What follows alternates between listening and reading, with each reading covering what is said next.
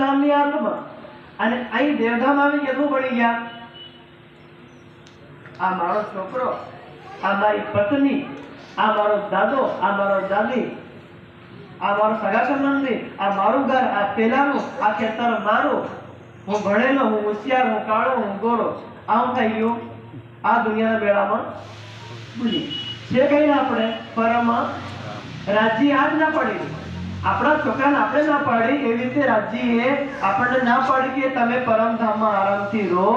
પરમધામમાં ખાવાનું પીવાનું વસ્ત્ર આભૂષણ તમારે ખાવું નહીં, માત્ર મનમાં કલ્પના કરો. કલ્પના કરો તમે માનો હમણાં આપણે એક સાડી એક વાર પહેરીએ, તમે પરમધામમાં કલ્પના કરો એક સાડીનો કલર કરોડો વાર ચેન્જ થઈ જાય. એક વાર આપણે સમય કેવું પડે એવા પરમધામમાંથી આપણે અહીંયા આવી ગયા. અહીંયા આવીને આપણે ભૂલી ગયા અને ભૂલી ગયા એટલે રાજીને પછી અહીંયા આવી વાણીના માધ્યમથી કીધું, હો મેરી વાસના તુમ ચલો અગમ કે પાર. હે મારી પરમધામની આત્માઓ, તમે ચાલો અગમની પાર. તમારું ઘર કઈ છે? અગમને દાહોદમાં કાર્યક્રમ લાગે તો આપણા છોકરાઓ શું કરે? એ મારા છોકરાઓ તમે ચાલો દાહોદને પાર. દાહોદને ઈને પાર એક નદી ઈને પાર દેવતા. તેવી રીતે રાજ્યો કહેવાય, હો મેરી વાસના તુમ ચલો અગમ. અગમ કોને કહેવાય? નિરાકાર. એવું નિરાકાર કે હમણાં જ્યારે કાળી ચૌદશ આવે ને, દિવાળી જે આપણે મનાવીએ કાળી ચૌદશ, હવે કાળી ચૌદશમાં જે અંધારું હોય, ઘોર અંધારું, એટલે તમે પોતાનો બહાર આમ નીકળી અને પોતાનો હાથ એમ કરીને જોવો, પોતાનો હાથ પણ જોવાય, એને કહેવાય કાળી ચૌદશનું અંધારું અથવા નિરાકારનું અંધારું. અગમ, કોઈને કઈ ગમ પડે? હમણાં એકદમ આંખ ઉપર પટ્ટી બાંધીને કાળી ચૌદશના અંધારામાં ખેતરમાં મોકલી દઈએ તો આપણને કઈ ગમ પડે કે મારે અહીં જવાનું છે, અહીં જવાનું છે? કોઈ ગમ પડે કે અગમ જે જળ કોઈને દેવી દેવતાઓને પણ ગમ નહીં પડે એની આગળ તમે ચાલો, હજુ આગળ ચાલો, કઈ જાઓ? તુમ ચલો અગમ પાર અપાર પાર. આ નિરાકારની અગમની પરે કોણ છે? યોગ માયાનું બ્રહ્માંડ બેસુમાર. એની પાર અક્ષર ધામ, એની પાર રંગમહલ મૂલ લીલા. તો તઈ જવાનું કરવા. તહાં હે તેરો કરાર. કરારનો અર્થ થાય શાશ્વત અખંડ શાંતિ. हमारी आत्मा ने अखंड सुख અને શાંતિ જોઈએ તો ક્યાં જવું પડે? મૂલ મિલાવામાં. ત્યાં જઈએ તો हमारी આત્માને કરાર શાંતિ મળે. નહીં તો આ દુનિયામાં અત્યાર સુધી કોઈ શાંતિ મળી? કોપી કુત્રાપી સુખી ન. કોઈ પણ વ્યક્તિ કોઈ પણ જગ્યાએ સુખી નથી. આ એક સૂત્ર યાદ કરજો. ઈ પાતાળમાં હોય કે વૈકુંઠમાં હોય કે જે કરોડપતિ હોય કે રાષ્ટ્રપતિના પદ ઉપર બેઠેલો હોય, પણ એ મને પૂછો ભાઈ તું સુખી છે? સુખી?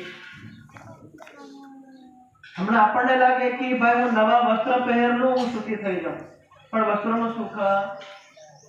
હમણાં આપણને લાગે કે હું રસગુલ્લા ખાઈ લઉં તો સુખી થઈ જાઉં, કોઈને લાગે કે હું ઘર બનાવી લઉં તો સુખી થઈ જાઉં, પણ સુખ કોઈ જગ્યાએ છે?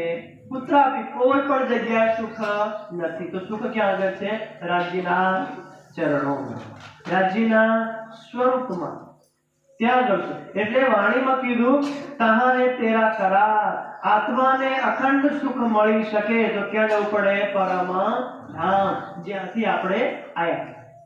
મૂલ મિલાવામાં જેવી રીતે હમણાં રાજ્યની સામે બેઠા છે અહીંયા, એવી રીતે મૂલ મિલાવામાં સિંહાસન ઉપર રાજ્ય ને શ્યામાજી વિરાજમાન, અને રાજ્ય ને શ્યામાજીની ગોળ ગોળ પણ આપણે છે 12,000 સુંદર સાપ. એ 12,000 સુંદર સાપ આ માયામાં આવે અને આપણે ખોવાઈ ગયા. એટલે રાજ્ય આપણને આ વાણીના માધ્યમથી, કાર્યક્રમના માધ્યમથી, હમણાં આપણો કાર્યક્રમ રળિયાતીમાં થયો, પછી અહીંયા પીપલોદમાં, પીપરાખેડા, ગુનામાં, બે જગ્યાએ કાર્યક્રમ થયા. આ કાર્યક્રમના માધ્યમથી એક જ સંદેશ કે હે સુંદર સાતજી, જે પરમધામના સુંદર સાત છે એ સુંદર સાત તમે ચાલો. બ્રહ્મશ્રીટીઓનું કહેવાનું છે, બીજા કોઈને કહેવાનું. આપણે મેળામાંથી કોને જોઈને લાયા? આપણા ઘરના છોકરાઓ લાયા ને. હજારોના મેળામાંથી હજારો લાયા. આપણા ઘરના 10-15 જણા ખોવાઈ ગયેલા એને પકડીને લાયા. બાકી હજારોનો મેળો ચાલતો હતો, વર્તમાનમાં ચાલે છે અને આગળ પણ ચાલવાનો છે. એવી રીતે રાજજી કહે કે પરમધામની બ્રહ્મશ્રીટીઓ ક્યારે આવી?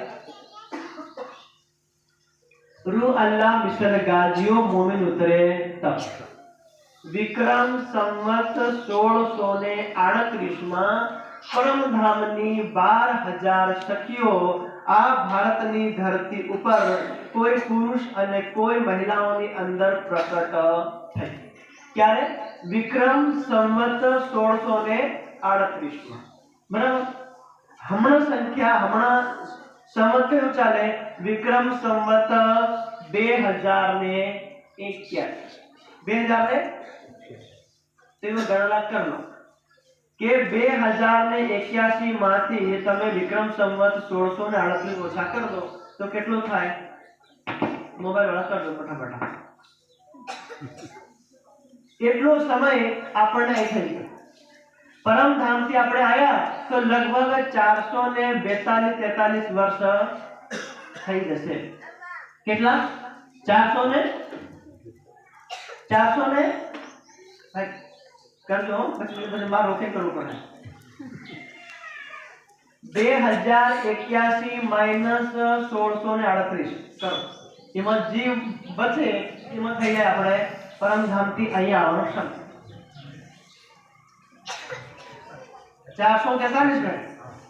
443 વર્ષથી પરમધામથી અહીં આયા અને 443 વર્ષથી આપણે ખોવાયેલા છે. 400 વિચાર કરો. પોતાના છોકરાઓને 2 કલાકથી ખોવાયેલો હોય તો માતા પિતાની કેટલી ચિંતા થાય. હવે જે રાજ્ય આપણે આત્માના પ્રિયતમ રાજ્ય, એ રાજ્યને કેટલી ચિંતા થતી હોય તો રાજ્ય આપણને લેવા કઈ આવી ગયા હાથે. આ વાણીના માધ્યમથી આ અહીંયા દેવધામમાં રાજ્ય આવીને બેઠા. આ ઉમરિયામાં, રોજમમાં, મંડોળમાં, ખરેડીમાં, પીપલોદમાં જ્યાં જ્યાં આપણા મંદિર બન્યા છે એ બધા મંદિરોમાં અને રાજ્ય સુંદર સાધના ઘરે વિરાજમાન થઈને બેઠા. આનો અર્થ શું થાય? આટલું મોટું તામઝામ કરીએ, આટલું મોટું મંદિર બનાવીએ, હર મહિને કાર્યક્રમ કરીએ. હર મહિને કેમ કાર્યક્રમ કરીએ? કે ભાઈ આ વિસ્તારમાં કોઈક મારી બ્રહ્મધામની બ્રહ્મસૃષ્ટિ આવી છે. આપણે નથી કહેતા કે બધા આપણે છે એટલા બ્રહ્મસૃષ્ટિ છે, પણ 24,000 ઈશ્વરી સૃષ્ટિ અને 12,000 બ્રહ્મસૃષ્ટિ. 12 ને 24 થઈ ગયા 36,000. એ 36,000 માંથી 2,000 પરના જીવ બેઠા. કેટલા? 2,000. 1,500 ઈશ્વરી સૃષ્ટિ અને 500 બ્રહ્મ સૃષ્ટિ. એ શ્રીજીના સમયમાં જાગૃત થઈ ગયા એટલે આ દુનિયાનો મેળો છોડી અને દુનિયાના સગા સંબંધીને છોડી અને રાજ્યના ચરણોમાં કઈ બેઠા? પન્નાજીમાં. તો કેટલા બાકી? 34,000. 34,000 હજુ આ કરોડો દુનિયાના જીવોની વચ્ચે 34,000 બ્રહ્મ અને ઈશ્વરી સૃષ્ટિ આ મતલબ બંને મળે અને ખોવાઈ ગયા. અહીંમાંથી દેવધામ છે જ્યાં સુધી એક અધી બ્રહ્મ સૃષ્ટિ આ દેવધાના આજુબાજુના વિસ્તારમાં રહે ને ત્યાં સુધી રાજ્ય અહીં બેહી રહે અને કોઈને કોઈ મહાત્મા ને કોઈના કોઈ કાર્યક્રમ ને સ્વામીજીને કે કોઈને અહીં બોલાવી કાર્યક્રમ કરતા રહે. જે દિવસે એ બ્રહ્મ સૃષ્ટિ અહીંથી એ રાજ્યના દિલમાં ધારણ કરી અને પન્નાજી પૂગી જાય તેમાં તમારે મળવાનું દેવધાનો કાર્યક્રમ બંધ. કેમ? ભાઈ ડીજે બેન્ડ બાજા ને ઘોડો લઈને દુલ્હો કઈ જાય? લાડો કઈ જાય? લાડુ દેવા જાય. ધીરે ધન ગાડી નીંદ નહીં આવે, બધું કામ ધામ બંધ. એ ભલે મતલબ આપણે 10 લાખ આઈનો ખર્ચો કરાવે, 10 લાખ તેનો ખર્ચો કરાવે અને લાવે એક ને લાખ. કેવી રીતે લાવે? સગાઈ કેટલા હાથે થયેલી? એક હાથે ને.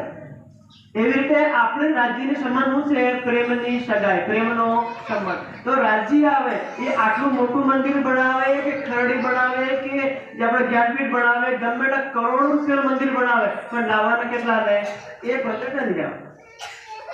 જય સુધી નહીં જાય ત્યાં સુધી આવીને ઢોલ નગારા બધું ઉગાડવાના.